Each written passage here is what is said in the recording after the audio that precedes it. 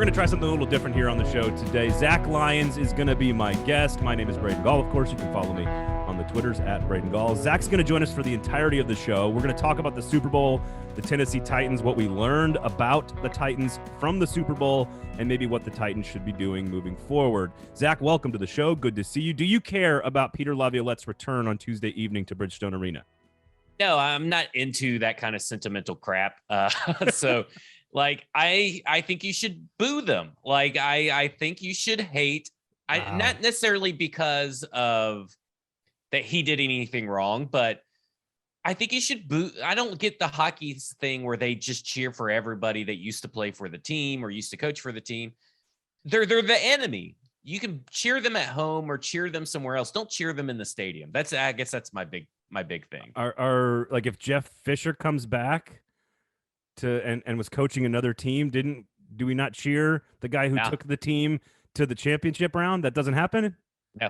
Okay. No. Boo, especially boo Jeff Fisher for ruining Vince Young and all that kind of crap. So, I think Jeff Fisher's a great guy and I appreciate what he did for the Titans. But if you come into the Tennessee Titans in Nashville and you're playing against that team, I am booing you. I don't care if it was Derrick Henry. I am booing Derrick Henry. I do respect the commitment. That is my favorite part of hanging out with you. We're going to talk a lot of Titans here, of course, on the show, but I had to mention, of course, that the Washington Capitals will be at Bridgestone Arena, 7 p.m. puck drop against the Nashville Predators. It is Peter Laviolette's first trip back to Nashville, and even as surly as he is, I assume he'll have a pretty warm welcome from the fans. So again, make sure you check that out, 7 o'clock, of course, against the Washington Capitals. Before we get into some of the show, of course, we got to remind everybody that the 440 is brought to you every single morning by this week, Our Kids. Our Kids Soup Sunday event is at Nissan Stadium on Sunday the 20th. It is dozens of the best chefs in Nashville making soups for all of you. There will be limited number of tickets, so they will sell out. So go check it out. OurKidsCenter.com is the website. That's OurKidsCenter.com. They protect and take care of all sexually abused children in Middle Tennessee. I know that's a heavy topic, but go try some great soups and support the kids in the process. That time on the show donated by our great friends at the Kingston Group, so go check that out. All right, Zach. Number one takeaway from the Super Bowl was what for the Tennessee Titans fans? For Tennessee Titans fans, number one takeaway for the Super Bowl is that you can win a Super Bowl with Ryan Tannehill as your quarterback, because I thought both quarterbacks were very meh and below average for most of the game. And to be honest with you, Joe Burrow and the Bengals this season just caught lightning in a bottle because they were extremely lucky, right? I mean, you're talking about a team that had basically the most improbable win in the history of the NFL versus the Tennessee Titans. Teams were 1-126-2 when allowing 9+ sacks and scoring less than 20 points. They're the second team in NFL history to win a game that way. Improbable run. I mean, don't you feel after watching that game and seeing Joe Burrow's pretty much his lackluster playoff games, don't you feel that Ryan Tannehill can win a Super Bowl or at least get there? So it's funny you say it, because I agree with your point that Ryan Tannehill can win a Super Bowl. I disagree with why, and it's subtle. Like, obviously, also Joe Burrow 18-point comeback, like the biggest comeback in playoff history against the Chiefs on the road against the franchise that's won a Super Bowl recently. Also fairly improbable, I would, to continue with your theme. The reason I would agree with you on its face that Ryan Tannehill can win a Super Bowl, not to go back to the Joe Flacco comparison, but if he plays very well with a great running game and a great defense, which we assume the Titans are going to have over the next couple of seasons, I think he can absolutely do it. It's because I know that they're close to the Bengals. I watched both of those teams on Sunday, and I did not see either team that I thought was significantly better than the Titans. When you watch Georgia and Alabama in college football, and you're a Tennessee Volunteers fan, you cannot watch that game and be like, oh, yeah, we had a chance. Right. Like, you have no chance against It's like Vanderbilt. Vanderbilt has no chance against Alabama and Georgia.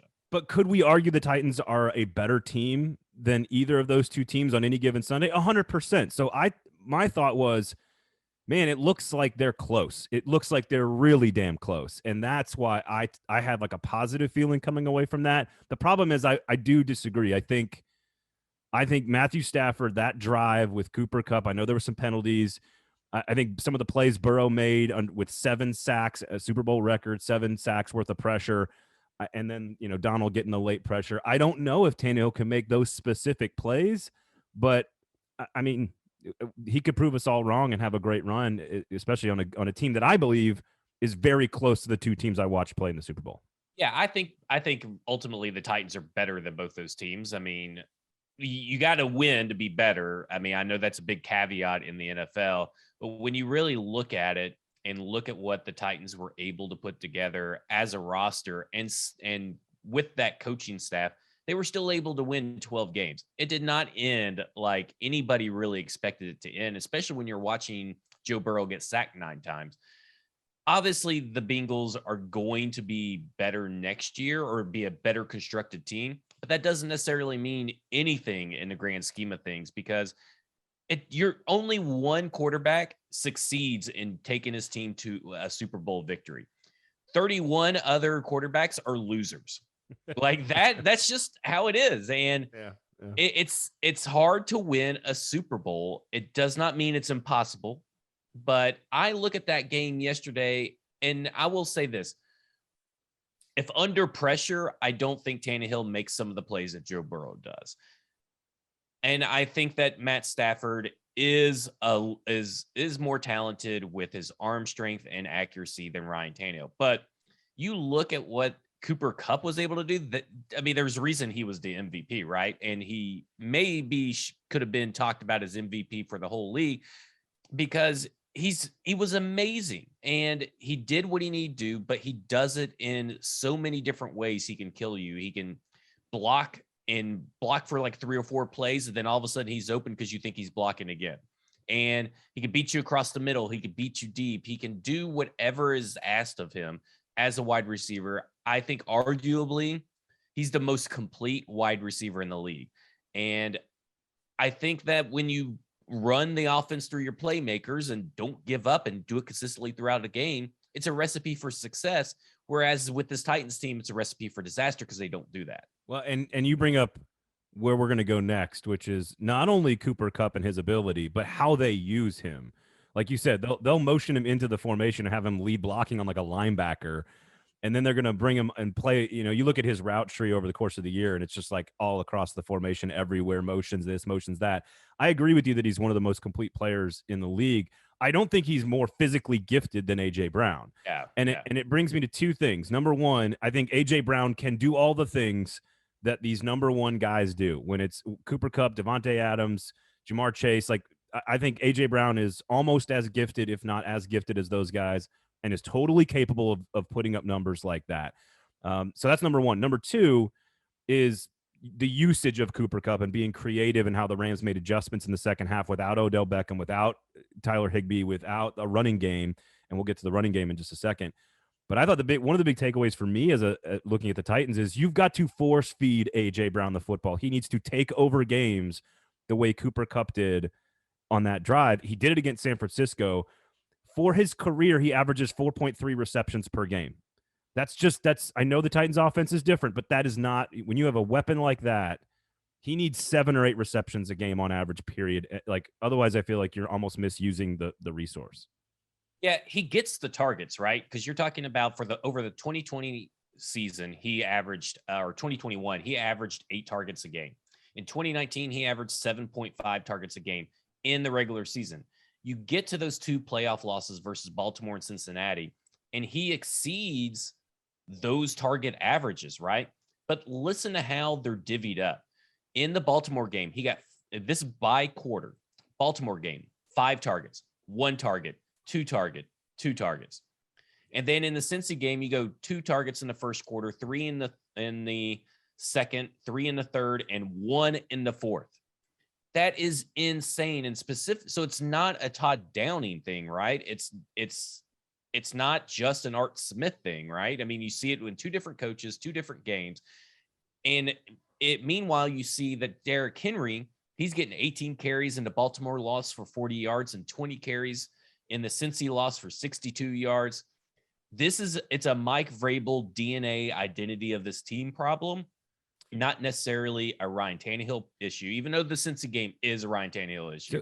But it's not an offensive coordinator problem either. Don't you want AJ Brown with like 14 targets? Oh, he should be Debo Like, Samuel. This should be the Debo Samuel. You should put him at running back. You should find him in jet sweeps. You should be targeting him and not Chester Rogers on these screen passes that they love to throw. I don't get it. He should be getting, you're right. He should be getting more targets. It just, it's baked into the identity of this team. And this team has to have, for this team to get anywhere in the Super Bowl, the offensive passing game has to work independently from the success and failures of the run game. They do not need to be tied together. They need to work independently of each other, because you saw last night the Rams won the game and their rushing attack was 1.9 yards per carry.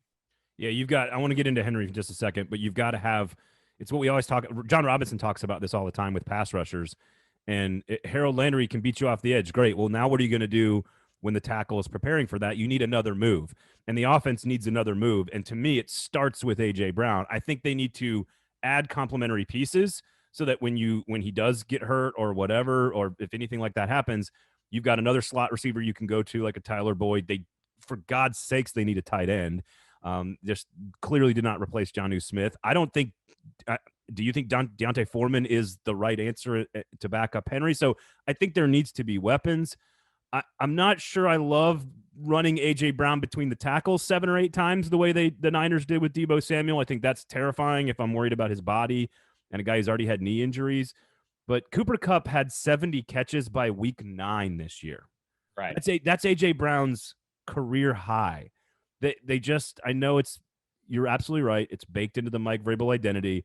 But if you've got another guy that you can force feed the way you force feed Derrick Henry, I think it makes your team way more dangerous. There's no reason that this team probably doesn't want to force feed AJ Brown at this point, because you see what everybody else is doing around you, and you have to take into account what other teams do, how other teams are successful, and they all force feed their best players. Yeah. Now, some teams have multiple players that they force feed. You look at the Tampa Bay Buccaneers last year, they force feed everybody. But if you look at what the Kansas City Chiefs did versus San Francisco, it's Tyreek Hill, Travis Kelce. Like you win through those guys on that team by feeding them the ball.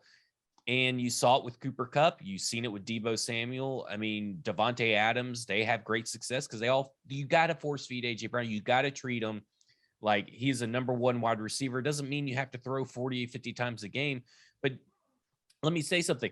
You should never have, with the game on the line and the game being close, 1 target in the fourth quarter versus Cincinnati. Inexcusable. And then you don't even have Julio Jones on the field for some of these big plays. Like, it's wild to me what they think leads to a successful offense in crunch time. That's unexcusable on the final possession. When they get the ball with 2.5 minutes to go and all they need is a field goal, and like 1 target to AJ Brown isn't enough. I would throw him the ball all 3 times on all 3 downs before you punt. I see how good he is, and the reason I say all this is because I think he's good enough to be that guy. I think he's good enough to be used like Cooper Kupp and Devontae Adams and all these guys we talk about, Jamar Chase in the NFL. You did mention Henry. It's not just the last 2; it's actually the last 4 losses. 12 carries for 28 yards against New England when they went up there when that was still Mariota's team. 19 for 69 in the loss to Kansas City in the AFC Championship game. So it is worth pointing out. And both teams, and this is why I'm not sure Tannehill could have won that game on Sunday. And that's because we've seen when the Titans rushing attack is taken away, they need the next thing. They need another thing. And Stafford and Burrow were sort of able to give you some of that because, frankly, both teams did a great job against the run. Mixon had a little bit more space, but by and large, you said this to me via text message, like, you're just going to get your running game stopped in the Super Bowl. You need to be prepared for that. You just have to, because when you look at it, there's only been 6 games since 2000. So since 2000, there's only been 6 games where there's been at least one 100-yard rusher. One of those games had 2. So that means that there's only been 7 teams since 2000 with a 100-yard rusher in the Super Bowl. Wow. That is crazy to think about. And I talked about it just a few minutes ago, but 1.9 yards per carry last night. And you're right. the Bengals just they were okay. They just didn't really commit to it, but they also decided to give the ball to Samaje Perine on 3rd and 1 and take it away from Joe Mixon. The offensive play calling last night, by the way, was some of the worst play calling decisions I've ever seen in my life in a Super Bowl. I think it was atrocious. I think both teams' play callers should be embarrassed. Todd Downing is looking at that and scratching his head. Like the idea, the Rams should have never committed to this farce that they were going to be able to run the ball and should just pass the whole game, because that's what was working, and attacked Eli Apple. And I'm looking at this. So since 2000, those 7 teams were obviously 4-3. So since 2010, there's only been 3 teams that have had a 100-yard rusher in the Super Bowl, and those teams are 1-2. All this to say, I love Derrick Henry, but this team cannot build the offense and have the offense run through Derrick Henry if it wants to be the Super Bowl. If it's fine with winning the division and maybe getting the 1 seed and early exit from the playoffs, yeah, sure, build around Derrick Henry. But like we just alluded to in the last segment, you got to build through AJ Brown. You just have to. The most expensive running back on a roster for a Super Bowl winning team since 2009 was Percy Harvin, was the leading rusher for the Seahawks in 2013, and he was paid $2.5 million base salary. That's the most expensive leading rusher for a Super Bowl winning team. He's not even a running back either. Right. So, I mean, you've been saying this. This is not a new thing. You've been saying this for a while. Like, you have to have Derrick Henry. You can run your offense through Derrick Henry. That can be your identity. But at some point, that's going to be taken away from you, and you have to have not just a secondary thing. You need to have a primary thing you can go to. And we both believe that AJ Brown is that guy. I think they need to have pieces around, like, obviously helping Ryan Tannehill is a no-brainer here, but they have to draft a tight end or acquire a tight end somehow or develop a tight end. They need a slot receiver. I think I'm okay with Deontay Foreman for now.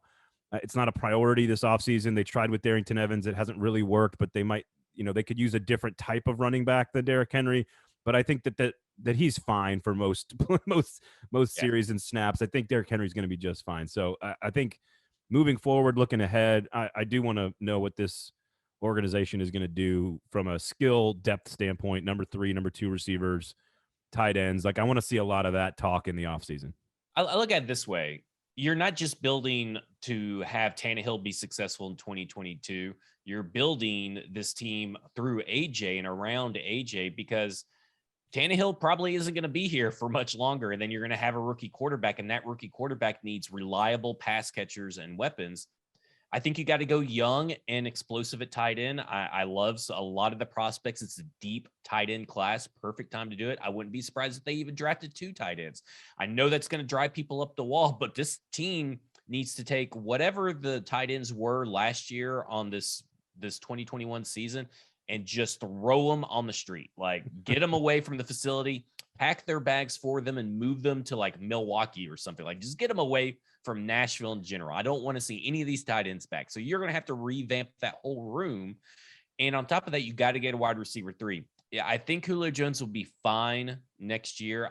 Will he be worth the money? Probably not. But to me, I would rather see 2 1,000-yard receivers and Derrick Henry get 1,200 yards rushing and a Super Bowl than have no 1,000-yard receivers and Derrick Henry get 2,000 yards and we have an early exit out of the playoffs.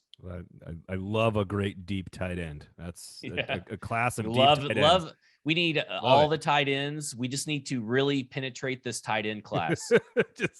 just go real deep and find the ball skills that you need from a deep tight end class. You need that ball. The ball handling skills for the tight ends are so important. It really is. It really is. Zach Lyons, of course, football and other F words. What did you guys talk about on the pod this week, my friend? Football and other F words everywhere you get your podcasts. Well, we're basically going to be diving into this, but we're also going to be talking these Super Bowl commercials and that I think a lackluster halftime show. I am one of the few, I guess, that just wasn't that impressed with the setup. The music was great. The artist performed well, but I expect a Super Bowl crazy setup. Okay. Hold your tongue for just a second. Let Okay. me remind all the great folks. By the way, check out the F Words podcast.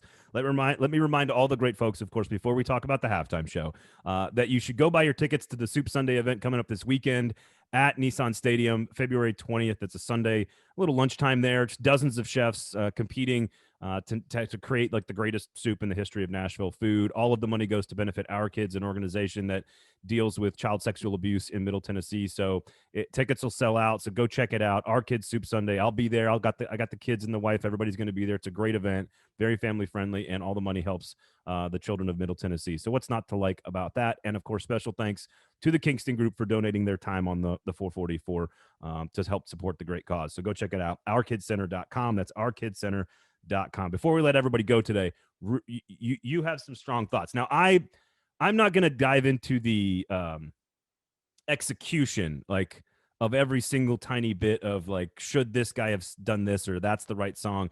I just think it was an important halftime show. As someone who thinks back on I'm 39 years old.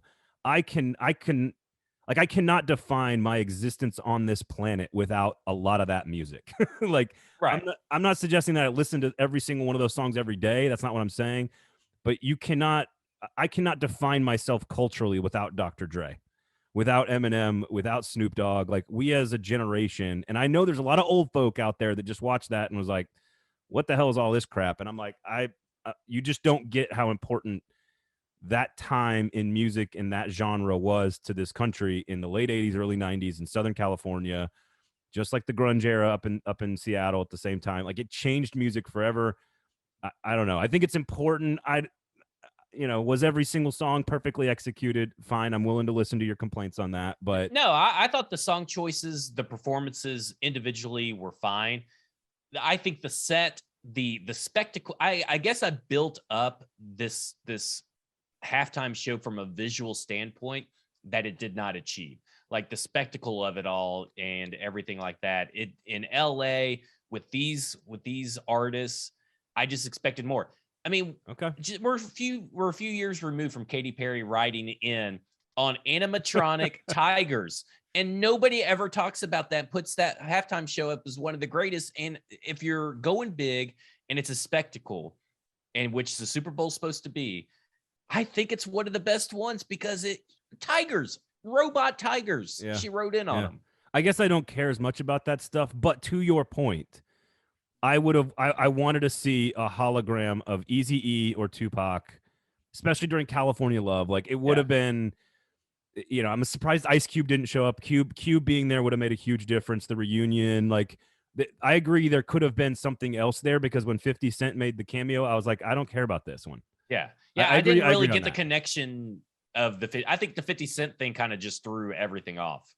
Someone said that he looked like Mike Tolbert, which is a former Carolina Panthers running back. He did not look like he was in the gym. It looked like he was, in fact, in the club for too many nights. And my wife agreed with that, by the way. All right. Make sure you check out the podcast, Football and Other F Words, every single Tuesday from Broadway Sports Media right here on the 440 Sports Network. You, Zach Lyons, as well as Michael Gillum. So make sure you check that out. We're just trying some new stuff here on the show. Zach hanging out with us, sort of doing a more traditional conversation here about the Titans. I think you're going to catch him a little bit more on this show as well. So stay tuned. Rate, review, subscribe, share the product. Zach, where can people find you? Anywhere that podcasts are, but you can find me on Twitter at FWordsPod, but we're everywhere. Anywhere you can get a podcast. And if there is a place that you get a podcast and we're not on it, let us know, because I'll find a way to get the podcast there for you. Yes, he will. There you have it. My name is Braden Gall. Thank you guys all for listening. Please rate, review, subscribe, share the show. This has been the 440 for Tuesday, February 15th.